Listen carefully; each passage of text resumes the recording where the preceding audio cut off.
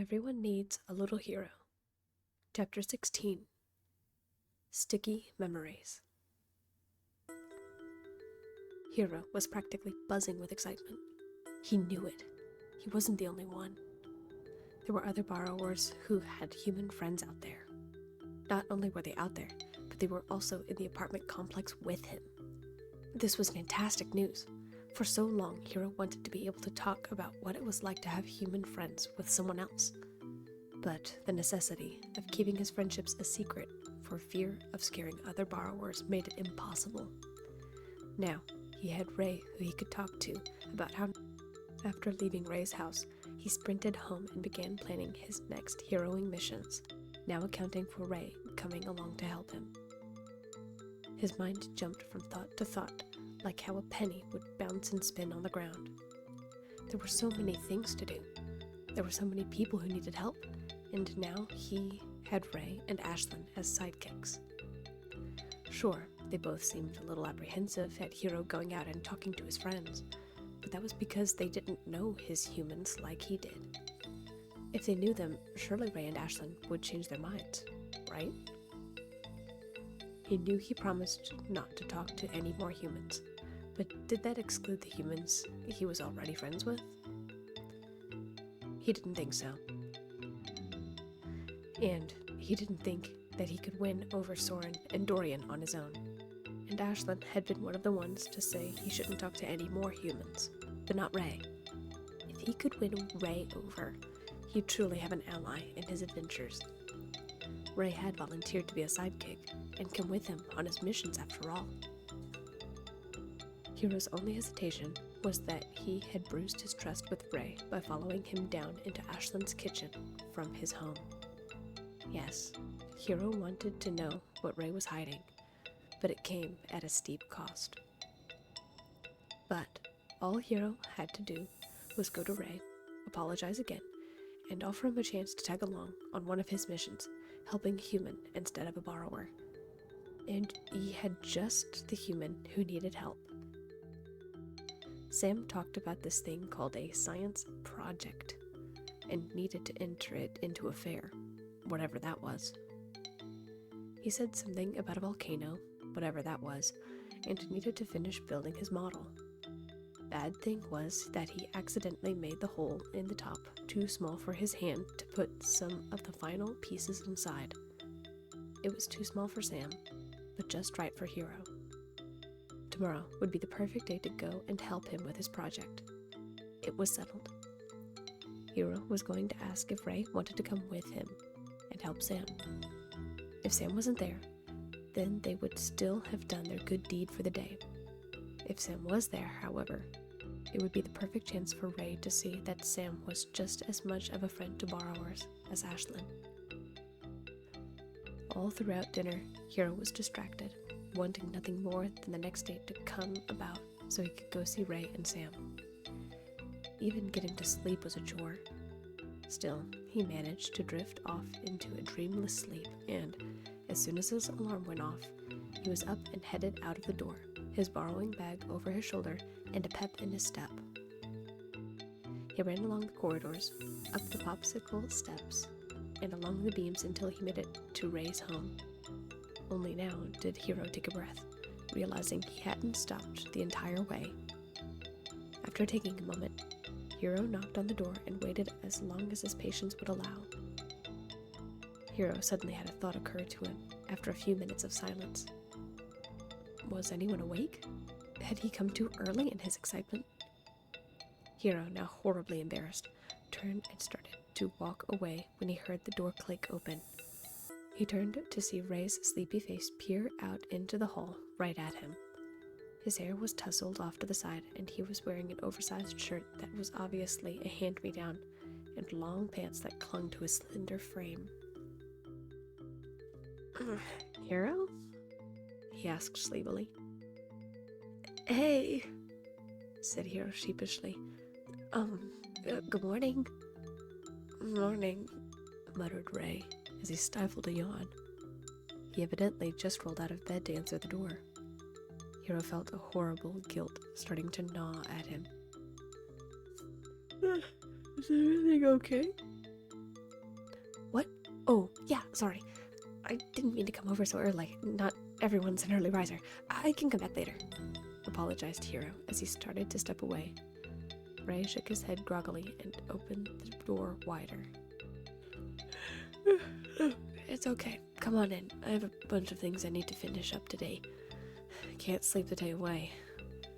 We just have to be really quiet since everyone else is asleep. And Maisie has true borrower ears and will want out of her bed the moment she hears us, said Ray.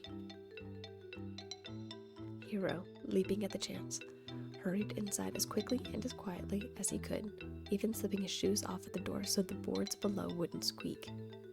He followed Ray to his room and shut the door, taking a seat on the floor as Ray stumbled forward and sat on his bed, smothering another yawn into his arm. Do your brothers and niece sleep in often? Asked Hiro as he pulled off his borrowing bag. No, said Ray. But we had a late night movie night and didn't get to bed until a lot later than usual. With Ashlyn? That's great. What did you watch? Asked Hiro, asking eagerly. It felt like such a relief to be able to talk about his discovery of the family's secret openly. He didn't have to try and talk in code or dance around his suspicions, afraid he might offend his fellow borrowers by insulting their stealthing skills or ability to stay secret from the humans. Ray, on the other hand, seemed to slightly shy away from the question. He may not have purposefully led Hiro downstairs and revealed his family's secret, but he was definitely a contributing factor to the big reveal. Ray thought it was a bit odd hearing Hiro nonchalantly bring up Ashlyn, but there was also a bit of a relief.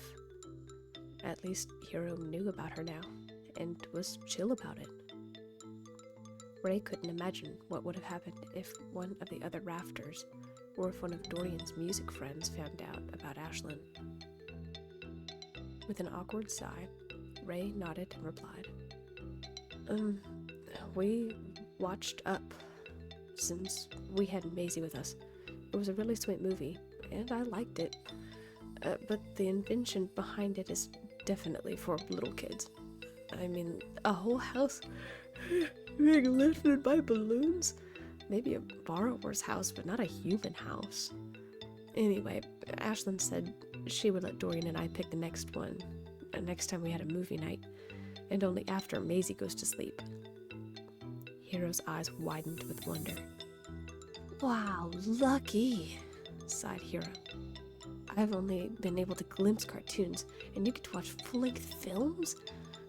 You have to invite me over next time you have a movie night, if that's okay with you and you get permission from Ashlyn and everything. Sure thing, said Ray, unable to disguise his voice. Hiro looked up at his friend curiously, tilting his head to the side like a confused puppy. Did he misspeak? Was Ray still feeling awkward about talking about Ashlyn in front of him? He decided to backpedal for the moment until Ray relaxed a little. You don't have to if you don't want to. I don't want to impose or anything, said Hiro. No, it's not that, dismissed Ray, as he thought about the conflict he was feeling in his head. It's just weird to hear someone else talk about Ashlyn. It's always been a family thing we kept between us. Knew it. Hiro felt a pang of guilt that put to shame the other one he felt earlier about waking Ray up so early. Now was as good a time as any to apologize again. Yeah, it must feel a bit weird hearing someone who isn't your brother's talk about your friend, especially since she's human. I'm sorry about following you yesterday. I shouldn't have done it, apologized Hiro. Ray waved it away and shrugged, pulling his legs up onto the bed. It was bound to happen. I'm surprised we lasted as long as we did, to be honest, said Ray. But thanks. I don't like that you followed me, and I wish you hadn't done that. But I guess you couldn't just come right out and ask either. It still sounds weird, but it'll pass. I hope so anyway. Yeah, muttered Hiro, as he scratched the back of his neck awkwardly. I didn't really think the whole thing through. Rhea shook his head and waved it away before scratching his scalp, mimicking Hiro. It's done now. Anyway, what brings you by? Did you need something from us or Ashlyn? Or was this just a social call first thing in the morning? Asked Ray. Right. Oh, sorry, said Hiro, a little too loudly. I just wanted to see if you wanted to come along on a mission with me. I was going to help Sam with a science project and wanted to see if you wanted to come along. Ray's eyes narrowed slightly as he examined Hiro's features. Mission? Like one of your helping missions for the humans? Or helping the community? He asked slowly. Yeah, helping the humans. And his name is Sam. He is almost an inventor like you, but he does more sciencey things like mixing liquids together and to make them do things. It's hard to explain, but that's the best I can come up with, said Hiro. His eagerness almost overrode the earlier awkwardness. Ray, on the other hand, was a little more uneasy. He promised Ashlyn and Soren that he wouldn't talk to any humans, and that they would only do community work. He also promised he'd go back and tell them about the different missions he and Hiro were doing, so that, in an emergency, he would know which human it was and where they were. The teen's only peace of mind was that Ashlyn said that she knew Sam, and that he was one of the good ones. I don't know, Hiro, muttered Ray. I want to help, and I promised I would, but I almost promised my brother that I would just do community work. Remember? We both gave our word. Hiro pointed his finger in a hold-on motion. But the humans are a part of our community, right? Ashlyn is a part of the community, isn't she? Besides, she said she knows Sam and thinks he's trustworthy, reminded Hiro. Ray still didn't feel convinced. He did want to help people. And if Sam was an inventor, then maybe he could learn something from helping with the project. Hesitantly, he nodded. Okay, but we have to remember the rules, reminded Ray. We're not supposed to talk to any more humans. Get in, help, and get out. Anonymous heroes, like what Ashlyn said. Right, not talking to any more humans, repeated Hiro. With that, Ray finally wiped the sleep from his eyes and got ready to go out. He slipped on his borrowing shoes, belts, hooks, and his toolkit that he had been working on with a couple of tacks, screw ends, and rubber bands. He also threw in his insulated gloves and an extra battery for his hip lamp next to his hook line. Fully suited up, the two borrower boys set out back into the halls. Ray left a quick note on the kitchen counter as he and Hiro left, scribbling that he was out with Hiro and that he would be back soon. Hiro, absolutely giddy, led the way toward Sam's home as he attempted to explain what a science project was. Sadly, he wasn't doing a very good job and ultimately settled on his original definition. So, you make stuff, and it does stuff, and that's a science project, asked Ray. And he has to invent contraptions to hold this stuff? Something like that. Sam could definitely explain it better, sighed Hiro, realizing how little he really understood about the world. It made him wonder how much Ray understood, especially with him having access to more human knowledge than the rest of them. Ray, where did you learn how to invent? Uh-huh, asked Ray as he watched Hiro spin around to face it.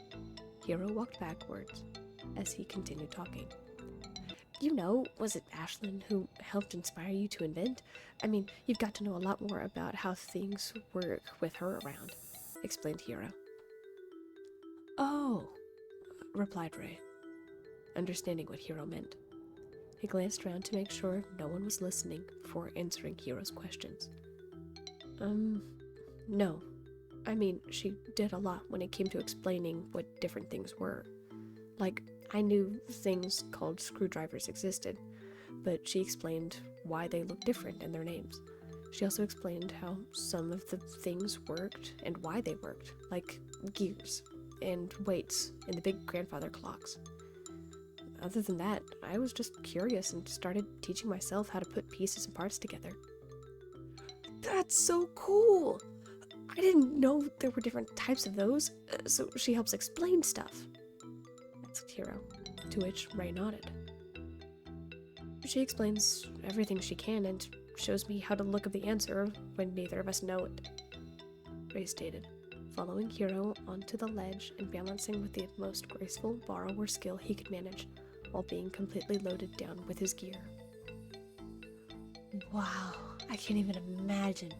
Well, I can, but it's not the same. Can you imagine if borrowers had consistent access to information like humans? We'd know so much more about the world, and we could create better things. Hiro sighed, daydreaming about all of the things they could do if they had easy access to human information. It would just be better if we could all just live together. At this, Hiro caught Ray making a face. What? Hiro prompted, slowing his pace so he and Ray could talk longer. You don't think so? Well, murmured Ray. He felt a slight unease, but wasn't sure how to put it into words. Was it simply because of his borrower nature? Or did it have something to do with thinking about all the humans and all the borrowers living together and getting along? Yes? Hiro prompted again. It's just odd to think about everyone living together, stated Ray, once again checking to make sure no one was around to hear them talking. Humans are great and all, but I've seen what can happen if the wrong human comes across a borrower. Oh, right. Your dad, muttered Hiro, feeling a weight in his chest. He glanced over at Ray's face, which was illuminated by his hip lamp, casting sorrowful shadows over his face. Ray had told him just yesterday that a human found his father, and it hurt him. Hiro couldn't imagine what that was like, never knowing anyone who was lost because of a human, at least not directly. At the same time, that was one instance. Hiro knew at least 5 helpful humans, and now he learned about Ashlyn, making 6. 6 good to 1 bad wasn't the best odds, but he was willing to bet there were more nice humans than mean ones. So, you don't think humans and borrowers living together is a good thing? He asked. Ray thought about the question for a moment, before shaking his head. I don't think so, no. As beneficial as that information is, I don't think all of us living together is as nice as it may seem. He thought about pressing the point, but didn't want to sour his and Ray's conversation by pressing him on the obviously sensitive topic of Ray's father any further. He decided to redirect the conversation instead. But you basically live with Ashlyn. Aren't things better living with her? He pointed out Hiro. Ray held up his finger and gave Hiro a stern look. Keep your voice down, Ray hissed. Yeah, but Ashlyn is different. Not all humans are good like her. Sure, some are good and would let us live as we do. Others wouldn't want that, though. Others would be cruel and want to take care of us like pets. And neither of those things are good. You think so? I mean, yeah, Ray responded as he stopped walking for a moment. I mean, if we had everything provided to us, we wouldn't be borrowers. We'd lose ourselves. It's why we didn't stay with her when Dorian and I were younger, and it's why we stayed when she moved out. With our, I don't know, struggle for knowledge? How do we learn? If we are taken care of, everything given to us and all of that, can we call ourselves borrowers? We'd just be heads at that point, wouldn't we? Plus, we have so few ways to really defend ourselves against humans. It would be difficult to go against the ones who decided to be cruel, added Ray. Hiro hadn't thought about it like that. He did have serious doubts about whether people would really insist on caring for a borrower like a pet once the human knew a borrower could carry on a conversation. But he didn't have time to mount a proper counter-argument as they made it to the open trim spot over Sam's room. The question Ray asked lingered in the air, unanswered, as Hiro pointed to the trim piece and began unfastening it. We're here. This is Sam's room, he said as he finished untying the string, keeping the trim affixed to the ceiling. Right, said Ray. I'll follow you then. Yep, agreed Hiro. Hiro grabbed his own hook and checked down below with a quick glance before descending the line. Ray, seeing Hiro didn't thoroughly check the room, did a check of his own before sliding down the line. Sam's room was, in a word, as tidy as a young boy's room could be. His parents undoubtedly helped keep his room in order, the floor being practically spotless and the books all in order on the shelves. The only thing that was a chaotic mess was his desk at the opposite end of the room, which was covered with large clear bottles without lids. In the middle was a hulking monstrosity that looked like a melting ice cream cone. The bottles looked familiar to Ray, but he couldn't place where he had seen those things before. At any rate, he didn't have time to be curious. Hiro was already belaying down the side of the bookshelf that they were standing on top of, and Ray was not about to be left behind in an unfamiliar room. Surely Hiro knew some good places to hide. He wasn't always out in the open when this Sam boy was around, right? Ray followed closely behind, securing his line before sliding down with his reinforced gloves. Once on the side of the shelf, they jumped down onto the squishy comforter on the bed, climbed up the leg of the nightstand, and carefully shimmied along the trim edge all the way to the desk, where they faced the upside-down cone. The surface was a glistening, clear color that had an odd smell to it. Hiro walked up to the structure and stared at it, hands on his hips. Wow, this thing is crazy looking, he said, with a subtle whistle. Unlike Hiro, who was standing out in the open, Ray kept to the back of the desk and crouched beside some books, which were on their sides. There was something about the sheen that he didn't like about this hulking monstrosity. It looked familiar, but he couldn't quite place it. What the borrower team liked even less was that Hiro was just standing out in the middle of the table. He was supposed to be keeping to the shadows. They weren't supposed to talk to any more humans. Didn't that include Sam? And was this how other borrowers would feel if they saw him standing out in the open with Ashlyn? Regardless, Ray decided to say something. Hiro, you should take cover while we go over the game plan. What did Sam need help with? Did you see him having a hard time with something specific? Asked Ray in a low, hushed tone. No, he told me. He needed something put on the inside of this thing. There's some kind of hole in the top, and he needed something put on the inside. His hands are too big or something like that, said Hiro.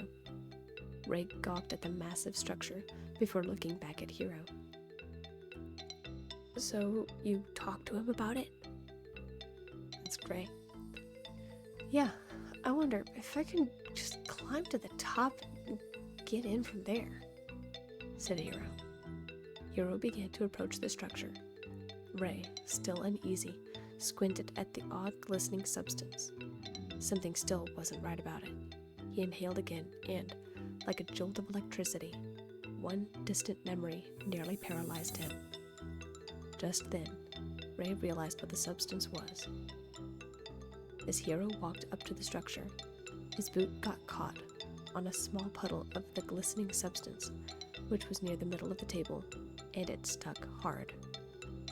It was glue. The whole thing had been coated in clear glue, and it wasn't hard yet. Ray's mind flashed back to his childhood, being stuck in the mousetrap, and his insides lurched. Did Hiro not know what this stuff was? Did he not notice? Ray didn't want to find out the hard way. Hiro was nearly at the structure, and there was not time to waste. Ray felt his voice fail him, but his body didn't hesitate. Without a second thought, Ray darted forward and grabbed Hiro's back, flinging him back away from the upside-down cone. Sadly, his own shoe got caught in a much smaller puddle, and, in an instant, he was falling, shoulder first, into the sticky substance.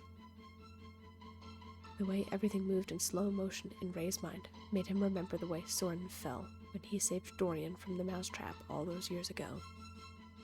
The borrower teen's body shuddered at the mere memory of that terrifying time in his life, but he only began to panic when he landed hard in the glue, sinking nearly half of his torso into the sticky structure in a flash. Instantly, his entire body began to shake violently, mind flashing back to when he was trapped in the glue trap years ago and, technically, seen for the first time.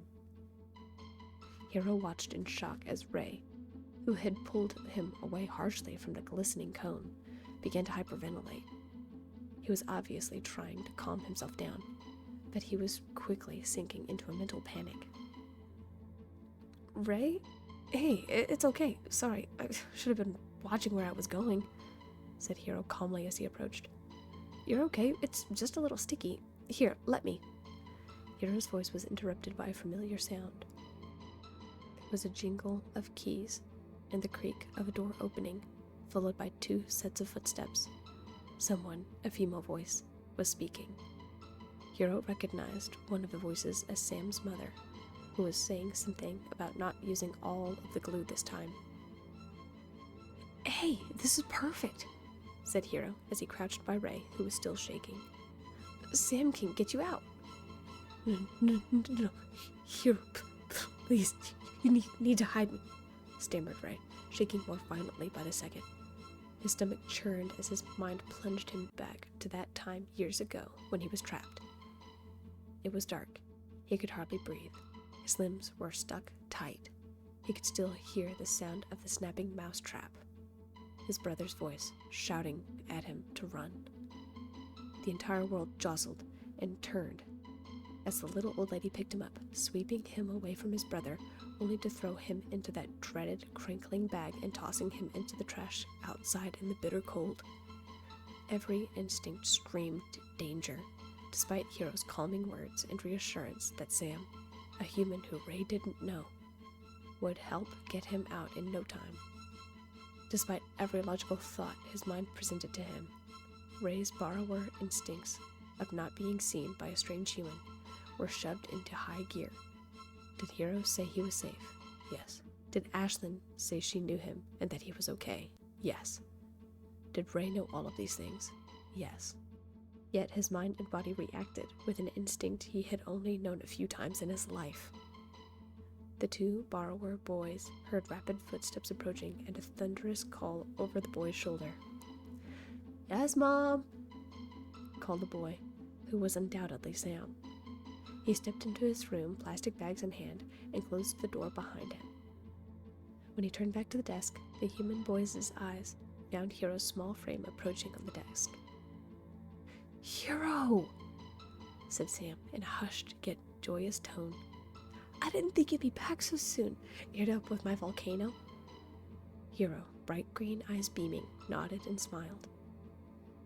Yep, I sure did, but I actually need your help with something first, said Hiro as he stepped around to the back portion of the volcano and gestured at Ray, who was slowly losing his rational thoughts and succumbing to the panic. Ray didn't need to see Sam to know that his eyes were fixed on his frame. Whoa, is this one of your friends? Hey there, it's nice to meet you, said Sam. Ray couldn't respond. His throat was constricted and dry, every part of his body wanting to vanish from sight. Hey, are you all right? Is he all right? Ray didn't realize it, but he accidentally began muttering as the memories continued to flash in his mind. Please, let me go. I don't want to be thrown away. It's so cold. No one, other than Hero, could hear Ray, but now wasn't the time to ask him about it. He's fine. He's just stuck in the glue and can't get out. Could you help him? Asked Hero. Ray's heart rate spiked.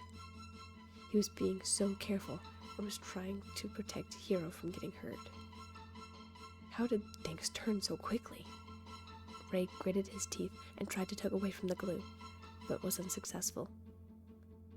Sam won't hurt me. Hero will let Sam hurt me. It's gonna be okay. They're not trying to trick or trap you. Ray thought this over and over in his mind, but it didn't calm the relentless pounding in his chest.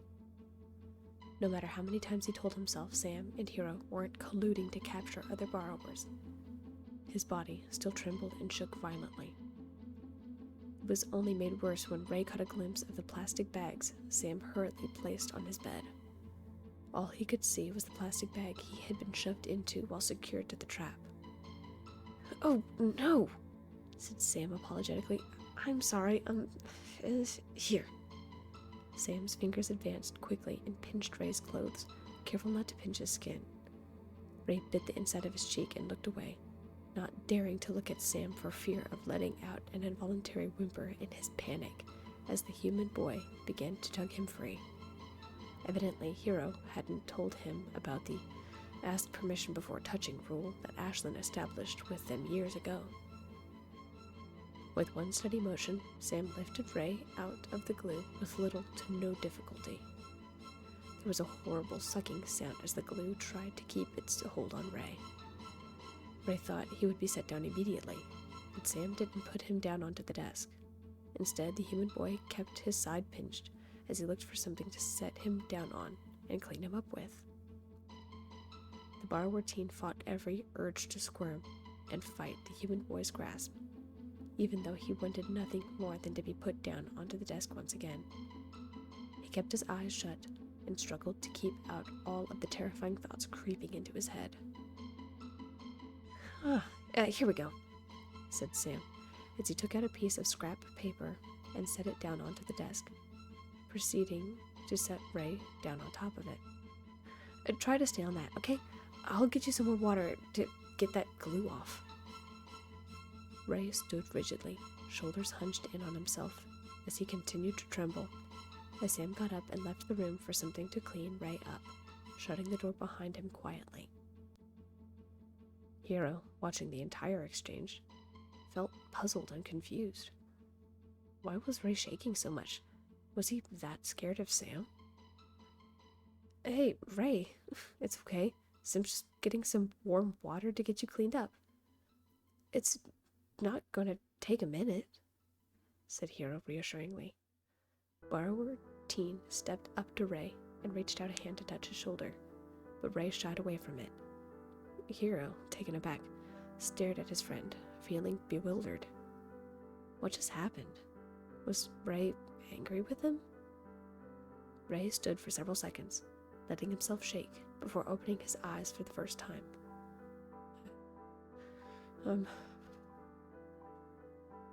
Okay. I'm okay," he breathed. Hero stared at his friend incredulously. "Of course you're okay. It's just Sam. He wouldn't hurt you," stated Hero. "Are you shaking because you're afraid?" Ray looked up into Hero's eyes, a frustration growing in his chest. "Of course I'm afraid," said Ray quietly. "But I'm also frustrated. I made a promise. We made a promise to not talk to any more humans." "Right, no more humans. I won't be talking to any more humans other than the ones I'm friends with now," said Hero. At that moment, the both of them realized what the other had been saying. Any more versus any more. The subtle difference between the two words was suddenly obvious between both boys. The separation of any and more versus the singular word I didn't want the water to be too cold for you, said Sam as he approached the desk, closing the door swiftly behind him. The intuitive boy picked up on the tension in the room in a moment. Hey, are you two okay? Ray bit his lip and forced himself to nod. There was no going back now, so he turned to look at Sam and nodded. Yes, he said softly. Thank you for helping me. Sam, is it? I'm Ray. It's nice to meet you. Nice to meet you too, replied Sam. Oh, here. He set the bowl onto the desk and stepped away. Thank you. Now, Hero, be careful when you're helping Sam.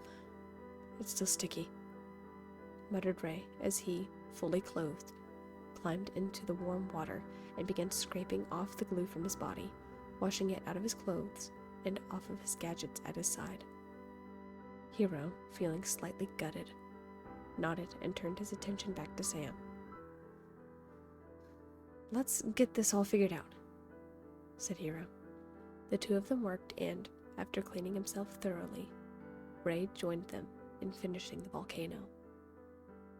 The tension dissipated after a time, but Hero and Ray still felt as though a wrinkle had formed in their friendship. Also, after a time, Ray realized that he did enjoy Sam's company and ideas about science and different inventions and projects. The three of them were a lot alike, and Ray hated that he felt so uneasy around Sam when they first met, though it was understandable. After the project was finished, the two teens walked back in silence until they made it back to Ray's home. The two of them stood outside of the door for several minutes, Ray making sure he was completely dry as he contemplated what to tell Soren and Ashlyn. Hero finally spoke up. Do you not want to help anymore? He asked hesitantly. Ray thought about the question for a moment before letting his shoulders go slightly slack. I want to help, but I also don't want to be seen. I need to think about this, he said quietly. I did have a good time with Sam, but I also made a promise. I'll let you know, okay? Ray turned to walk inside when Hero, knots churning in his chest, piped up again. I didn't know all of that before about what happened to you and everything. I thought... It's okay. I didn't tell you because I didn't want you to feel bad or pity me or anything like that. It's just... You don't forget an experience like that easily. And it's not something you would want for someone else. Like I said, let me think. I'll talk to you soon, said Ray, before flashing a half-hearted smile and vanishing inside. In the next room, Ray heard his brother coughing, but no one else seemed to be up and about at the moment. Good, he thought. I need to think about what I'm going to tell Ashlyn and Soren. He slipped back into his room and coughed a few times himself. Great. Now Dorian's cough is spreading. That's not good. Hero, in the meantime, walked back slowly to his home. He had a lot on his mind. A lot had happened to Ray that he didn't know about. It made him sad to think his friend experienced that when he was younger. Still, Sam was different. His friends were different. Out of all the humans Ray must have observed, surely that little old lady didn't mean to hurt him with the glue trap. It was an accident, right? Hero would have to ask Ashlyn and some of the others about it. He would also have to think of some way to make it up to Ray. He didn't want to lose a good friend just because of a minor hiccup. He made his way back to his home, all the while listening to some of the other borrowers' stifling coughs as they began setting up their stands in their makeshift marketplace. Was something going around? wondered Hiro.